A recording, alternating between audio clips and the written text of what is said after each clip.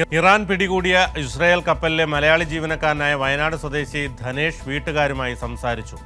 ഇന്ന് വൈകുന്നേരം 5:30 ധനേഷിന്റെ അമ്മയുടെ ഫോണിലേക്കാണ് കോൾ വന്നത്.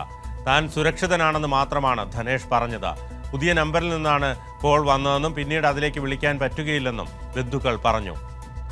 MSD കമ്പനിയിൽ സെക്കൻഡ് റാങ്ക് ഓഫീസറാണ് ധനേഷ്.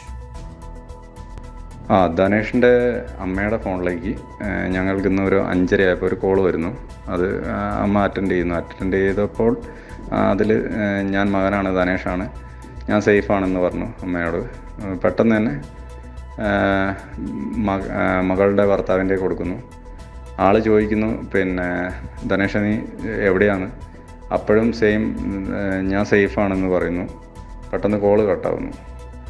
അതാണെന്നിപ്പം വൈകുന്നേരം ഒരു 5:30-ക്കാണ് സംഭവം. അതിനുശേഷം പിന്നെ വേറെ കോണ്ടാക്റ്റ് ഒന്നും വന്നിട്ടില്ല.